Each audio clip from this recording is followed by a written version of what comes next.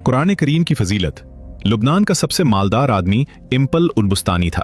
उसने अपने लिए एक खूबसूरत इलाके में, जो कि बैरूत के साहिल पर वाक़ था, कब्र बनवाई कि मरने के बाद मुझे इसी कब्र में दफन किया जाए।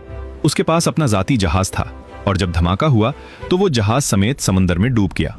लाखों डॉलर खर्च करने के बाद उसके जहाज़ का पता तो चल गया, लेकिन लाश नहीं मिल सकी जिसे उस कब्र में दफन किया जाए जो उसने अपने लिए बनवाई थी।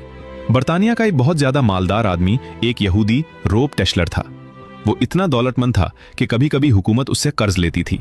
उसने अपने अजीमुशान महल में एक कमरा अपनी दौलत रखने के लिए मुख्तस किया था, जो कि हर वक्त सीम और जर से भरा हुआ रहता था। एक दफा वो उस कमरे में दाउंस हुआ और गलती से दरवाजा बंद हो गया। दरवाजा सिर्फ बाहर से खुल सकता था, अंदर से नहीं। उसने जोर जोर से चीखो पुकार शुरू की, लेकिन महल बड़ा होने की वजह से किसी ने उसकी आवाज न सुनी। उसकी आदत थी कि वो कभी कभी बगैर किसी को बताए कहीं कहीं हफ्ते हफ्ते गायब रहता था। जब वो किसी को नजर नहीं आया तो घर वालों ने सोचा कि हस्बे आदत कहीं गया हुआ होगा। वो बराबर चीखता रहा, यहां तक कि उसे सख्त भूख और प्यास लगी। उसने अपनी उंगली को जख्मी किया और कमरे की दीवार पर लिखा, दुनिया का सबसे मालदार आदमी भूख और प्यास से मर रहा है। इसकी लाश कई हफ्ते बाद दरियाफ्त हुई। ये पैगाम है उन लोगों के लिए जो समझते हैं कि माल और दौलत ही हर मुश्किल का हल है और दुनिया की हर जरूरत उससे पूरी की जा सकती है। दुनिया से जाना एक बहुत बड़ा हादसा है, लेकिन हम नहीं जानते कि कब, कैसे और कहां जाना है।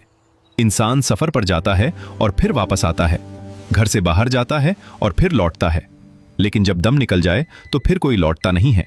मुबारकबाद के काबिल हैं वो लोग जो किसी पर जुल्म नहीं करते, ना किसी से नफरत करते हैं, ना किसी का दिल जख्मी करते हैं और ना ही अपने आप को किसी से बढ़तर समझते हैं, इसलिए कि एक ना एक दिन सबको जाना है। एक आदमी टैक्सी में बैठा तो देखा कि ड्राइवर कुरान सुन रहा है। उसने पूछा कि क्या कोई आदमी मर गया है? उसने कहा, हाँ, हमारे दिल मर चुके हैं। कैदी इसलिए कुरान मांगता है कि कैदे तन्हाई में उसका साथी बने। मरीज अस्पताल में इसलिए कुरान मांगता है कि अल्लाह उसके मर्ज को दूर करे। और मुर्दा कब्र में तमन्ना करता है कि काश मैं कुरान पढ़ता तो आज कब्र में मेरा गमखार होता। आज ना हम कैदी हैं, ना हम मरीज हैं और ना ही हम मरे हुए हैं कि कब्र में कुरान की तमन्ना करें। कुरान आज हमारे हाथों में है, आंखों के सामने है। तो क्या हमें इस बात का इंतजार है कि हम इन मुसीबतों में से किसी एक मुसीबत में गिरफ्तार हो जाएं और फिर कुरान को तलब करें?